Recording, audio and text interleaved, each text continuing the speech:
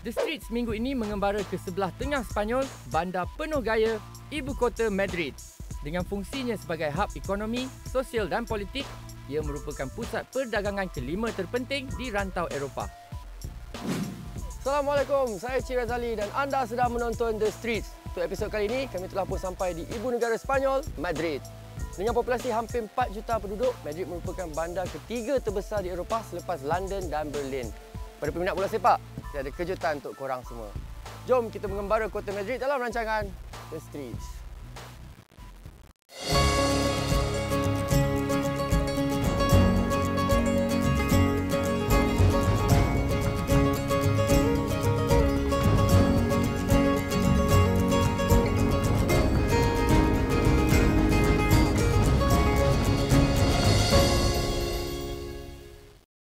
Selaku bandar terbesar dan terpadat penduduknya, tak heranlah ia menjadi melting pot dan tumpuan penggemar fashion dari seluruh dunia. Di Madrid ni, jalan je sekitar bandar dalam setiap 20 minit, mesti ada taman berdekatan yang kita boleh duduk dan berehat seketika. Menjadikan bandar ni unik dalam mengekalkan keseimbangan kehijauan alamnya. Mungkin sebab itulah ia berada di tangga ke-17 dunia sebagai bandar paling ideal untuk didiami. Madrid ni sebenarnya satu bandar metropolitan yang sangat besar. Jadi kalau kita nak teroka jalan-jalan dia, nak kenal sejarah dia, susahlah kan kalau kita jalan seorang-seorang. Jadi dari kawan saya cadangkan saya jumpa dengan Celia ni. Dia memang arif tentang sejarah Madrid. Katanya dia tunggu dekat sini. Tu. Hola, Celia. How are you? ¿Cómo estás? Yeah.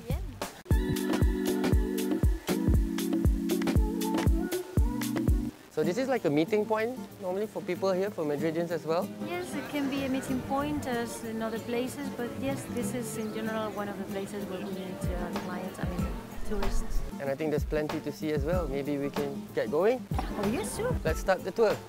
Baik, jangan buang masa. Banyak tempat kita nak pergi hari ni. So, you were telling me something about the history of Madrid. Started here. It started here. Arabs built a fortress. Castle in Arabic is Alcázar. Alcázar was built there, where the royal palace is now. And this first part of Madrid was surrounded by walls, but it was destroyed completely by a fire in 1734. So later on, 4 years later, the king who was here, Philip V, ordered the construction of a new palace, which is this one. It looks nothing like the original palace. Not really.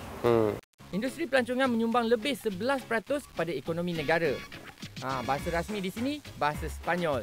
Ia ditutur lebih 3 juta penduduknya dan juga oleh lebih 400 juta orang di 22 buah negara lain. Bagi mereka yang meminati subjek seni bina klasik Eropah, Madrid memangnya destinasi wajib untuk anda. Kat sini, setakat nak jumpa bangunan berusia 200-300 tahun tu, kan cakap apalah, memang tak ada hal. But if you come to Spain, the difference, because in Europe is more like very much alike. The old buildings that we are going to see preserve these characters, these features, and very special. These are absolutely unique. Yes. Tambah menarik, lokasi bersejarahnya agak berdekatan antara satu sama lain. So tak payah naik bas ke, taksi ke, menapak je. Seterusnya, Celia mencadangkan untuk ke Plaza de Mayo, sebuah dataran ikonik dan sinonim dengan kewujudan kota Madrid. Wow. So, you see that ribbon there? Yep. That is showing that they are doing some restoration works inside within the building. I don't really know what it's going to become. It was part of a town hall until very few years ago. These buildings are really from the 1791. This city keeps on renovating buildings from time to time, and they just completed the renovation of the Plaza Mayor by painting and fixing all the spots that were not too well preserved. Okay, maybe we can move to the next spot. You want to show us? We can go, but to that side. Okay. Baiklah, sekarang ni Celia tak sabar tunjuk kat saya sebuah kawasan yang menjadi favourite spot beliau. Dalam 15 minit berjalan, kami pun sampai ke kawasan yang dimaksudkan. Nampak macam biasa je. Apa yang best sangat pasal tempat ni? So, this is 17th century. That building over there is 16th century. And these buildings on this side are from the late 15th century. 15, 16, 17. Of the styles. Wow. And especially when you look at this tower, In the upper part, the Moorish arches. Yes. In Spain as mudéjar, mudéjar. It's a big influence from Muslim style. Really, we're standing in the middle of history, 15th, 16th, 17th century. Panjang setengah hari bersama Celia, banyak agaklah tempat yang kita dah cover, terutamanya di lokasi yang penuh dengan nilai sejarah. Sedikit sebanyak dapatlah informasi macam mana proses terbinanya kota yang indah ni. We've been walking slowly, just leaving behind the Royal Theatre. It's beautiful. It was built in the middle of 19th century, 1950. There was a Queen Isabella II, the Royal Opera House. Wow, it's a beautiful building. Well, anyway, Celia, thank you so much for your time. Thank you so much for bringing us around. Jadi kalau kita nak jalan-jalan, nak mengetahui selok-belok Kota Madrid sambil belajar tentang sejarah dia, Celia is the right person. Thank you. Okay. It was my pleasure. So, hope you enjoyed it. Thank you so much. Hope to see you again. Hope to see you again too. Okay, bye-bye. Bye-bye. Okey, saya meneruskan pengembaraan solo di bandar penuh gaya ni. Siang pun nak melabuhkan tirainya. Tak sabar pula rasa nak layan suasana malam di kota romantik ni. Sekarang ni jom ikut saya. Kita gerak ke tempat berkumpulnya warga Madrid. Kira pot lepak paling style lah kat sini. Wow. Inilah dia, Platea de Madrid. Terletak di Plaza di Colón, premis ni dulunya sebuah panggung wayang lama. Dari semasa ke semasa, ia diubah suai jadi ruang pelbagai fungsi dan berada dalam kelasnya yang tersendiri.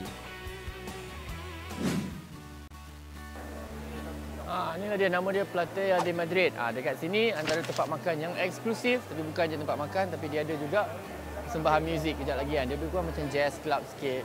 Konsep makan dia pun menarik juga. Dia lebih kurang macam buffet. Tapi kita masuk, kita pergi kedai-kedai yang mana yang kita nak, kita pilih apa yang kita nak makan, kita duduk dekat mana kita nak duduk, dia akan hantar makanan kat kita. Sambil kita menikmati makan malam kita, ada live show. Macam, okey. So sekarang ni kita pergi pilih dulu makanan-makanan yang halal yang boleh kita makan kat sini. Jom. Beroperasi setiap hari dari jam 12.30 hari sehingga lewat malam, ia menawarkan variasi juadah dari pelbagai negara. Antaranya, menu popular dari Mexico, Peru, Itali dan semestinya dari benua Asia. Tambah menarik, terdapat 3 chef utama yang ditugaskan bagi memantau selia segala pergerakan dan kesegaran makanan yang tersedia. Suspend enggak mula-mula tadi? Ingatkan show mahal makan kat sini kan? Rupanya, dia okey lah. Memang berbaloi dengan persekitarannya yang memang cool. Nampak ni, muzik pun dah bermula, makanan pun dah sampai. Kita makan malam hari ni dengan ada hiburan sikit. Jemput makan. Bismillahirrahmanirrahim. Makanan dah lah sedap. Environment dah lah eksklusif, cantik. Nyanyi pula tu lagu English pula tu, kita faham pula tu. A nice dinner experience. Ingat nama tempat ni, Platea. Alhamdulillah, perut pun dah kenyang. Kenapa dia rendah je bunyi kat bawah tu? Wow, tengok ni. Ingat tadi nak gerak dah. Rupanya malam ni ada persembahan istimewa lah pula. Mana nak cari venue macam ni kat tempat kita kan? Memang unik. Layan babe. Baiklah, jangan ke mana-mana kerana banyak lagi tempat dan aktiviti menarik yang akan saya kongsikan. Semuanya selepas ini. Saya masih lagi berada di Madrid, ibu negeri bagi negara Sepanyol. Terletak betul-betul di tengah Sepanyol, Bandar Madrid sangat istimewa kerana mampu mengekalkan keseimbangan elemen kemodernannya tanpa menolak nilai tradisi, jati diri yang sedia ada. Baiklah, sekarang ni saya akan menemui seorang kenalan baru di sini yang berasal dari Perancis, tapi dah lama menetap dan jatuh cinta dengan keunikan bandar ni. Okay, inilah dia, La Casa Encendida. You must be Chris. Hello Chris, how are you Chris? I'm fine, thank you. How about you? Fine, thank you. Seperti biasa lah kan, dalam rancangan The Street ni kadang-kadang kita suka masuk ke celah-celah lorong nak tengok dia punya street art. Jadi saya pernah ada kawan saya yang pernah datang sini dan dia cadangkan saya jumpa dengan Chris. Dan dia lah yang akan tunjuk kita ke celah-celah lorong yang tersembunyi untuk tengok dia punya street art di kota Madrid. So, here I am to see you and together we shall explore the street art of Madrid. Fantastic, so let's go. Let's go. Jom. What will we be doing today, Chris? So we will watch a bit of pieces of work of street art of the heart. Interesting stuff coming right now in Madrid, so I think it's an interesting scene right now.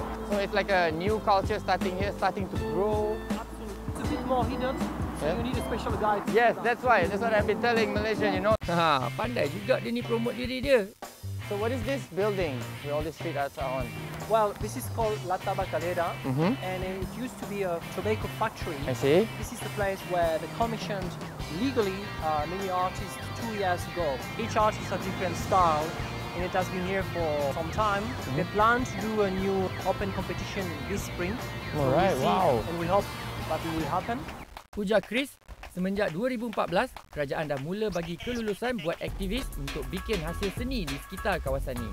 Bukan saja untuk seniman tempatan, malah artis luar negara pun boleh tumpang sekaki. Dan dalam banyak-banyak imej kat sini, Chris kongsikan mural yang jadi kegemarannya. So this is the art that you chose.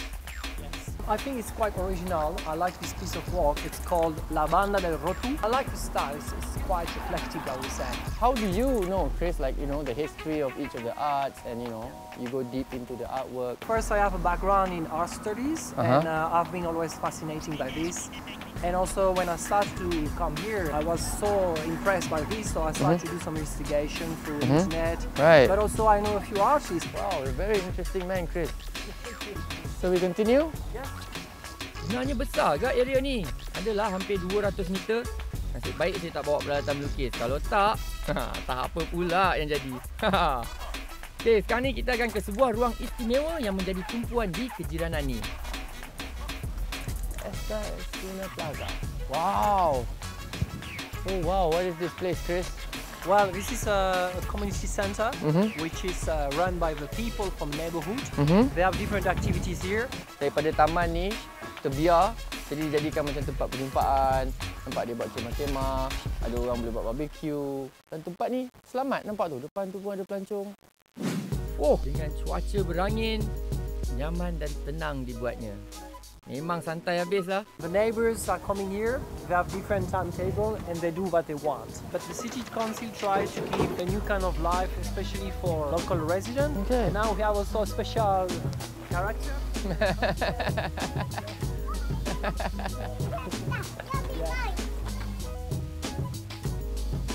Lagi satu, kalau nak menghayati dia punya street art, tengok je lah sekeliling ni kan.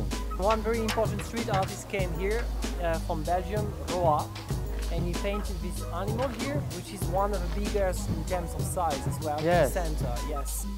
Banyak kaedah kalau kita betul-betul nak manfaatkan setiap ruang yang ada. Salah satunya, ni dia.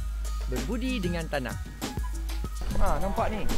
Dekat sini juga dia ajar komuniti-komuniti dekat sini untuk bercocok tanam. Dekat sana pula, tapi untuk public library, inilah dia style dia. Jadi budak-budak dia datang sini baca buku. Memang jimatlah duit kan. Nak makan, petik je. Boleh dikatakan taman yang terbiar ni sekarang ni ada kehidupan. Nampak tu. Subur dia tanam kat sini. Sempoi kan? Dengan perpustakaan lah, kebun lah. Memang terbaik lah kan? Sekurang-kurangnya dengan aktiviti macam ni dapat mengawal anak-anak muda daripada buat benda yang bukan-bukan. Sementara anak-anak baca buku, mak ayah pun boleh buat aktiviti yang boleh keluarkan peluh. Kan?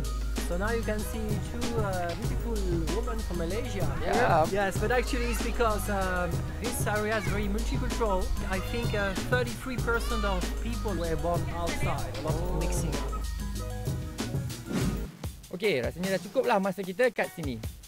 Sambil menapak ke lokasi seterusnya, sempat agaklah saya ditunjukkan beberapa lagi mural unik sekitar area ni yang setiap satunya punya cerita tersendiri dan seperti biasa dikupas secara menarik oleh Chris. Okey, ke mana pula dia nak bawa saya lepas ni? Okay, so where are we going to now, Chris? Now we are going to Campo de la Cebada, which is another community center in the city center. It looks interesting, let's go in. Inilah dia pusat komuniti yang pertama dekat Madrid ni sebelum yang lain-lain yang kecil-kecil tadi kita tengok kan. Ruang riadah ni selalunya akan dipenuhi belia yang tinggal di kawasan berdekatan untuk bersukan dan bersosial.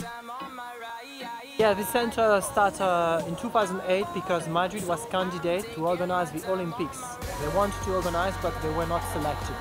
So this was abandoned and the neighbors from the area decided to transform into something to integrate people.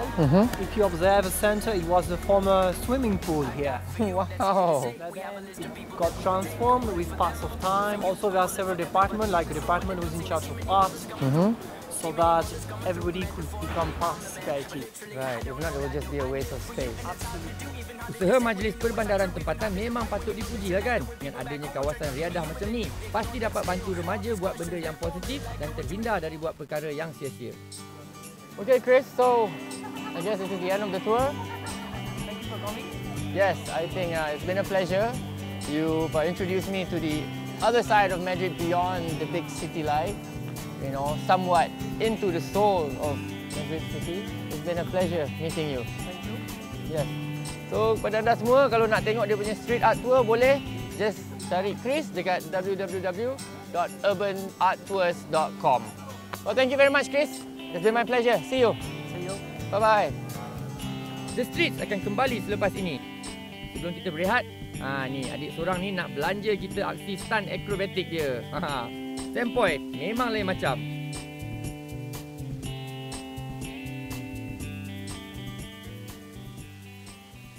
Kota Madrid menjadi destinasi The Streets minggu ini. Merupakan ibu kota negara Sepanyol sejak dari abad ke-17, ada teori mengatakan Madrid berasal dari perkataan Maghrib yang bermaksud pelbagai aliran. Kalau kita jalan-jalan kat bandar dia, rata-rata karakter penduduk tempatannya memang kelihatan penuh bergaya dan warna, mengenakan pakaian yang up to date dan selesa dengan style berjenama. Jalan je lah kat mana-mana dalam Sepanyol kan, kita mesti nampak banyak ni El Corte Inglés. Inilah dia departmental store yang terbesar di Sepanyol dan ini yang paling utama. Pada yang menggemari shopping, memang sinilah tempat dia. Dan pada pengunjung-pengunjung Islam, ada sesuatu istimewa untuk kita kat dalam ni. InsyaAllah, jom kita masuk. Nampak? Kedai Jimmy Choo pun ada lah. Tiba-tiba rasa bangga pula tengok produk designer kelahiran Malaysia ni kan. Kalau kita tengok, mungkin nampak macam khas untuk high-end brand je kan. Tapi sebenarnya tak juga. Daripada sana, dia ada Swatch. Lepas tu dia pergi ke Vertu, lepas tu ke Tag Heuer. Lepas tu ke Omega, nampak tak? Dia makin lama, dia makin mahal. Lepas tu dia ada Blancpain, lepas tu ada Schaffhausen, Jaeger LeCouture. Macam-macam lagi. Hi. Hello, good morning. The largest department store in Europe. Thank you. Thank you. How are you today? Fine, thank you. Perfect. So, let me introduce you about the 10% reward card, which is a 10% reward card we give to our tourists and residents, and you can able to use it for about 80% of the products and brands that Okay. we're working less. Right. And Spain has the highest tax rebate in Europe. We give up to 15.7%. Wow. Ramai yang tak tahu kan, kalau sebenarnya kita dah sampai dekat Corte Inglés ni, kita pergi je dekat international desk dia and register, kita boleh dapat macam-macam services dan macam-macam kelebihan. Contohnya, dia akan bagi penerangan pasal semua kedai yang dekat sini, tingkat 1 ada apa, tingkat 2 ada apa, tingkat 3 ada apa. Dan kalau kita tetamu VIP, dalam tu ada VIP waiting room. Dan pada yang suka shopping, nampak ni, dia ada bagi 10% discount card. Tunggu apa lagi? Jom lah kita jalan-jalan, kalau ada barang, kita boleh shopping kan? Bagi mereka yang nak berkunjung ke El Corte Inglés, setiap premisnya di Serata Sepanyol dibuka setiap hari bermula 10 pagi hingga ke 10 malam. Kat dalam gourmet experience ni juga dia ada satu bahagian market dia juga, gourmet market. Dia ada jual produk-produk halal dan dia ada juga restoran-restoran yang menghidangkan masakan dan juga hidangan halal macam ni. Jadi untuk menerangkan lebih pasal halal di Sepanyol ni, kita ada Maria Salvador, iaitu pengarah Halal Expo. Hola Maria. Fine, it's nice to have you here. Actually, what we are seeing here is a full gourmet experience with halal friendly. So it's mainly fish, you can see oysters and then you can see vegetable. Right. Gazpacho is a typical Spanish dish from the south of Spain. It's made about tomato. The tourism sector of Spain is trying to become more Muslim friendly. Right, okay. Places like a gourmet experience, they have products that are already certified halal. There's like 400 companies. Wow, I think that is really, really special because you get, Western quality like, meat or even lamb or beef, but it's actually halal certified. Syukurlah dapat berkena makanan laut yang segar kan. Macam baru je ambil dari laut. Rasa pun terbaik. So, jadi ni semua adalah makanan-makanan yang kita boleh dapat dekat dalam this gourmet experience ni, and they're all halal, Muslim friendly food. Okay. Wow. Very nice. You got that little pinch of spiciness. Spicy, Yeah. a little bit. Yes, very. Pepper, yes. Ikutkan hati, nak perhabiskan je semua ni. Tapi, banyak lagi tempat nak pergi. Kang perut buat hal, leceh lah pula nak cari bilik air lagi. Ha. Wow, that was an amazing experience. Yes, Yeah, yes I did.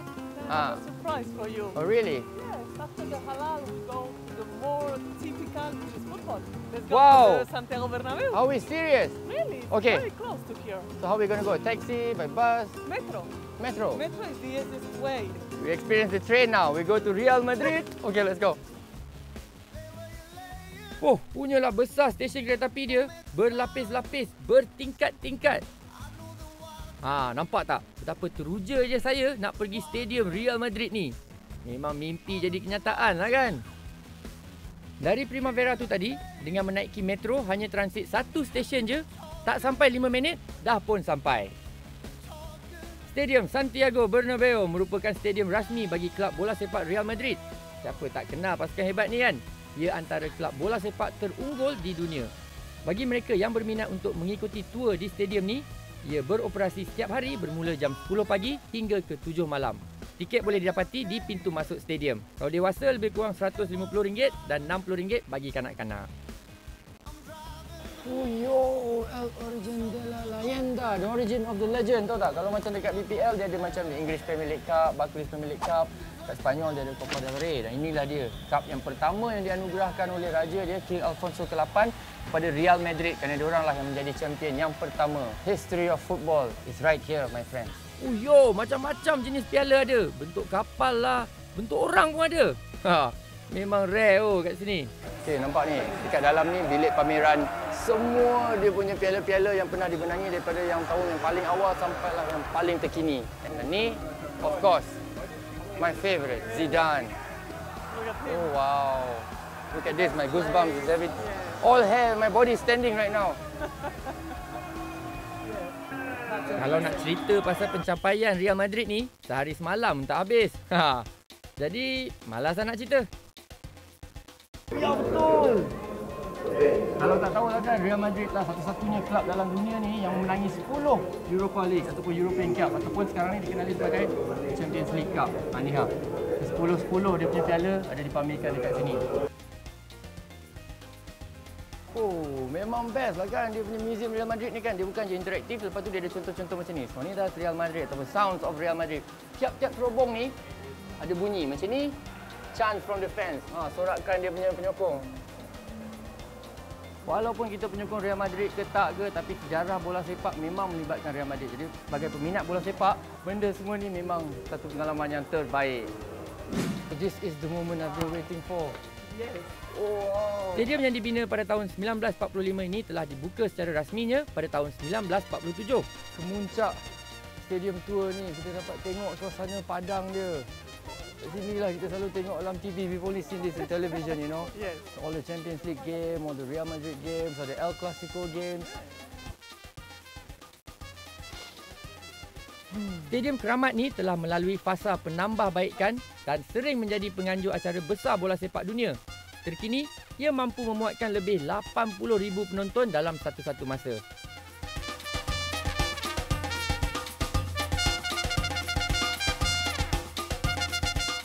Imagine if full. Bayangkan bila penuh dengan sorakan manusia dekat sini, suasana dia akan berubah. Alhamdulillah lah dapat juga jejak kaki dekat Stadium Madrid ni kan.